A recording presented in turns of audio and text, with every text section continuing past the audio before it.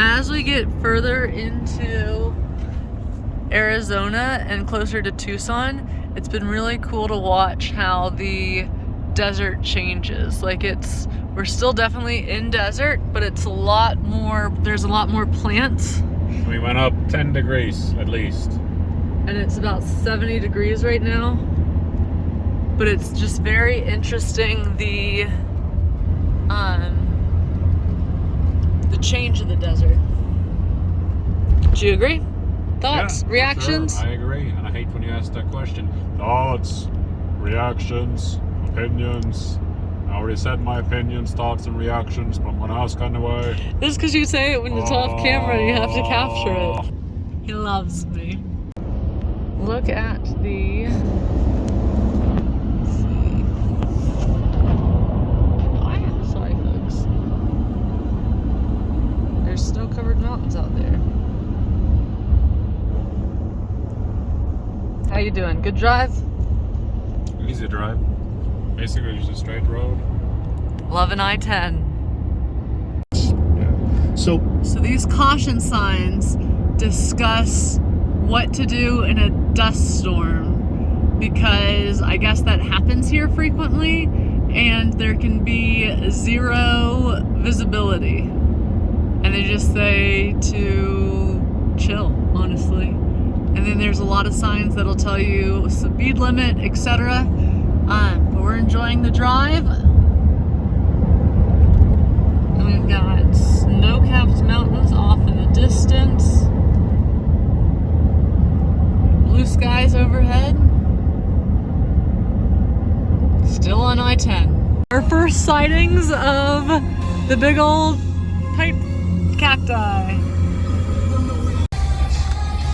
So we're into Tucson now, and we're passing these just massive amounts of airplanes that are grounded, and it doesn't look like anything. And it is an Air Force aviation graveyard. And it's on both sides of the street. We already passed the one on my side of the street. And it just goes on for miles. Here's one of those big old cacti. This is where we're staying tonight. Just arrived to Tucson, Arizona. Staying in a parking lot, so probably gonna sleep good tonight. Our Harvest House location for the night is the parking lot of Little Anthony's Diner, and do a sleep of this place. It's so cutesy and pink. Here's my cookie dough milkshake.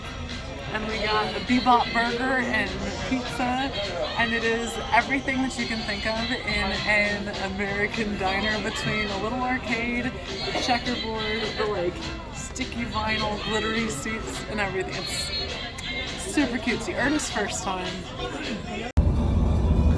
So that we think is downtown Tucson, and it's just surrounded by mountains all around.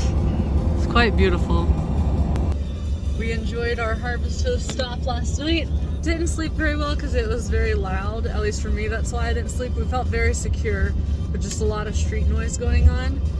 Before we leave Tucson, A, we wish we could stay here longer because it looks like a really cool town, and B, we're gonna stop at a national park. And Tucson actually sits between two sides of the Saguaro National Park, which are like the big cacti.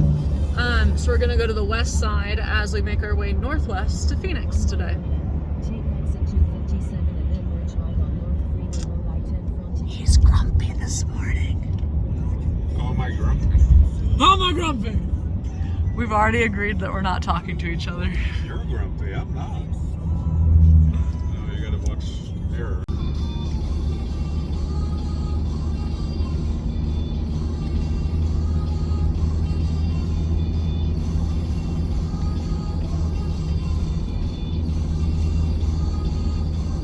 We gotta find the most picturesque one. They all look like skinny cucumbers coming out of the ground.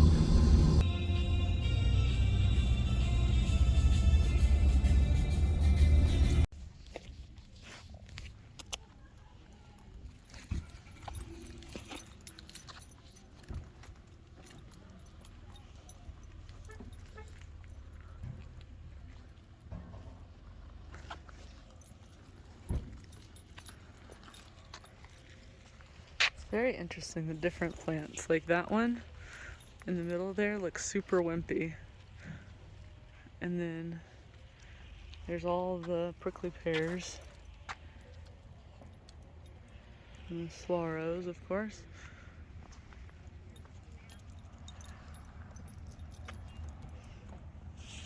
This is Saguaro National Park. It's our 4th national park. We are on the way from Tucson to Phoenix, and this park is split on the east and west side of Tucson. It is the only place in the world where these very picturesque saguaro cacti grow. Now let me tell you about them. They can be up to 200, 300 years old. The tallest, I think, is 4 stories tall. I don't remember like the metrics of that. And then they can also, like, when the oldest one that's ever been found was like 5 tons, because it holds, it's like very woody inside, even though it doesn't look it. It's very woody inside, and it holds so much water. All the plants in the desert here, Tucson is actually quite green, but they all have some sort of defense mechanism, whether it's thorns or spikes or some sort of defense mechanism. But yeah, the saguaro cacti in real life. One of the things we found in the parking lot of Saguaro National Park is that there was a little itsy bitsy sport car, like what are they called? The little Fits, like the itsy bitsy ones. But the license plate was Konebil, and we met the people who owned the car, and they lived in Stavanger, Norway for what, 18 years, 15 years? 18 years. Very old people. Cut that out. They're elderly folks now living on a Norwegian pension, but they're Americans that did their careers in Norway, so that's kind of cool. So we are on our first full day here in Arizona, well, Scottsdale specifically, and we are going through the Hole in the Rock. And this is in the Papagos Park. We'll put it on. No, we won't. It's Papago. P-A-P-A-G-O. Ernst clearly loves editing. But yeah, it's a beautiful day. We're going to meet up with our friends Shannon and Brandon later. So we're just hanging out and spending some time in the 80-degree weather. And not complaining at all.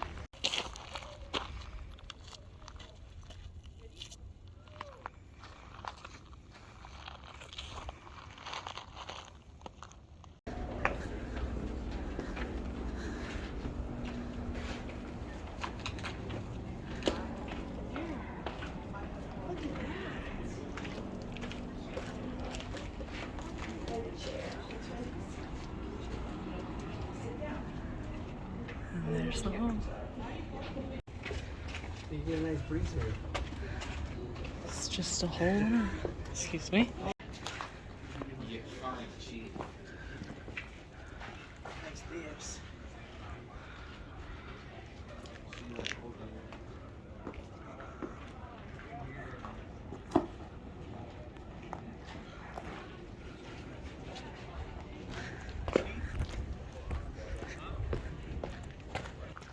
So there were steps down the other side of the hole, and since it's such a popular location, the steps had been worn smooth and could be kind of slippery, but Ernst didn't want to go in the hole. No, I'll go after. I just don't want to bring the dog.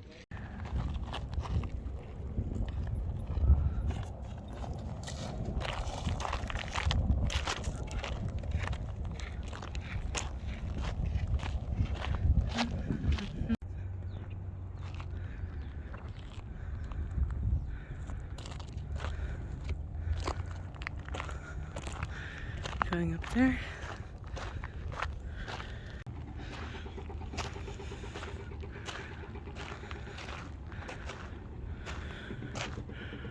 He died in 1934, a guy named George Hunt. This is his tomb. It was also an Eagle Scout project in 2021. This is his view.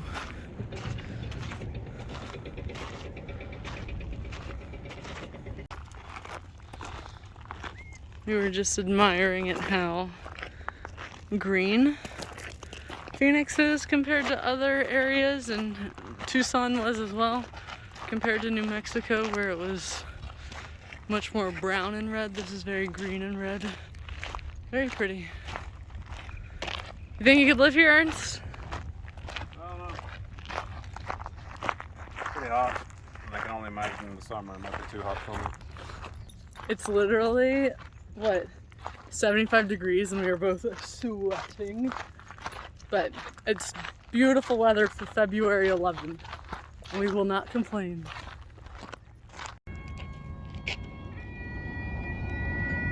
Yep, there's a bagpipe player up in the hole in the rock.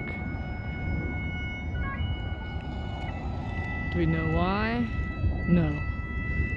Is there one? Yep.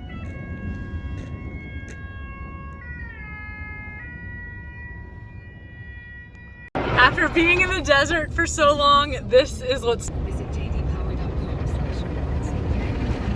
I want this. I want you to wash your bad attitude right out of here. I don't have a bad attitude. I have a great attitude today. You're just sniffs. He's so concerned.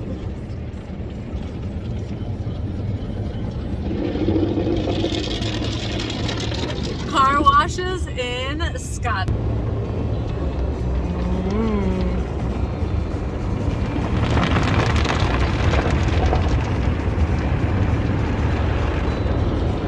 Ooh, what an experience! Ooh.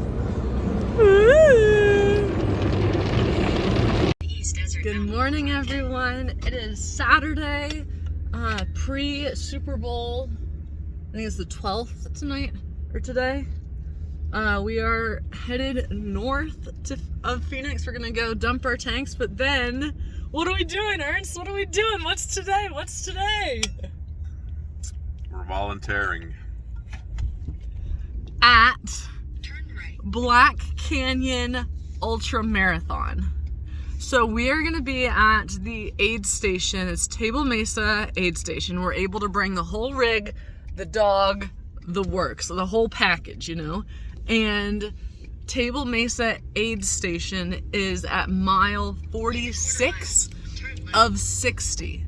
So it is about 8:30 right now. We're headed up. We got a 2-hour drive, and then we're going to set up and cheer on some racers, get them what they need, learn how the heck these people run 60 miles in under 20 hours. Like, that's the cutoff limit, is 20 hours. So the second shift for this station is going until like 2 or 3 a.m. So, first shifters. Anything else to say? Oh, very excited. It'll be cool. And here's Ernst. He's been directing folks because they come from the trail over that way and they have to cross the blue mat to get counted for this stop. And they have their aid station with food and fuel and crew, and they go back down where they came from to rejoin the Black Canyon Trail. He's doing a great job. He's also decided the next race we're going to be at, he will be running. So that'll be fun. My job has been here, dunking people with ice water. Ernst has been waving, I'll show you in a moment. But look at the sunset.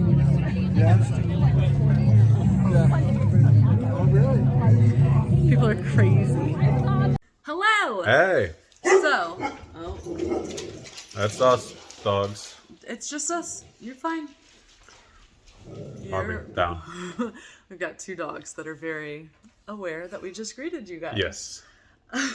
So, Ultra Marathon, what in the world? How did we get there?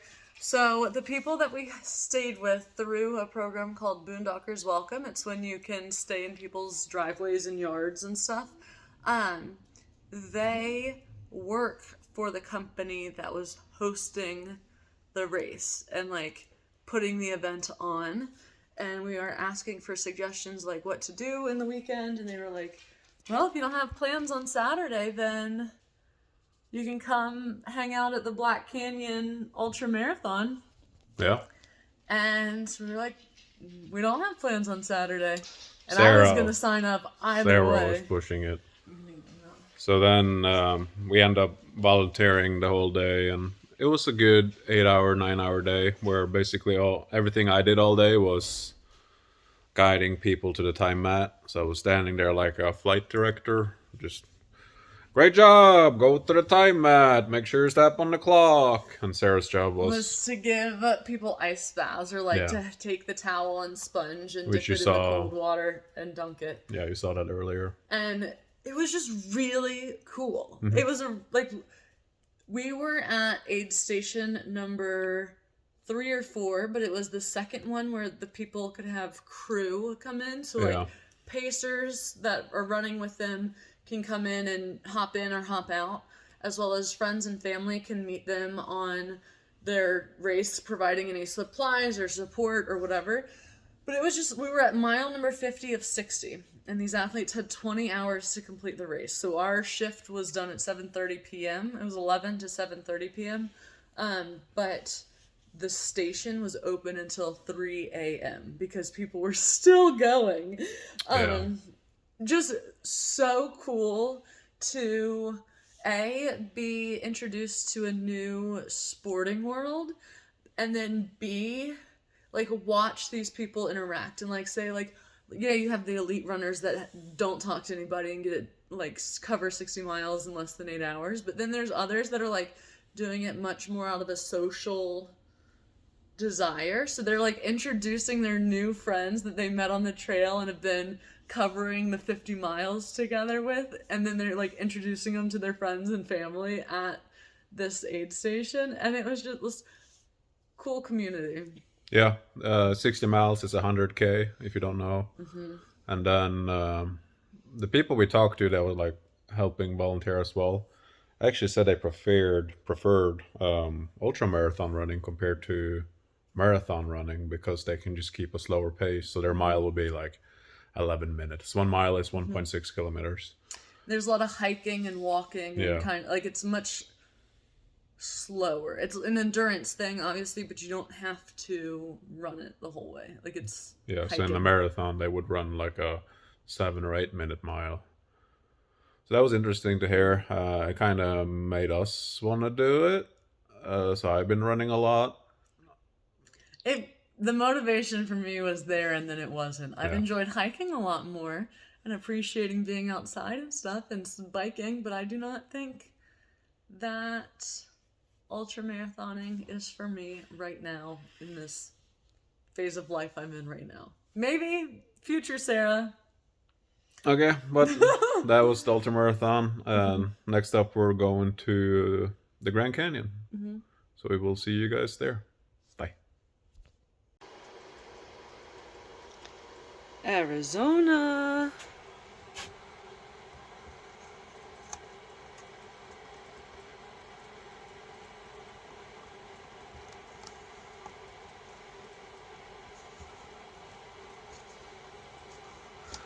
Wowzers!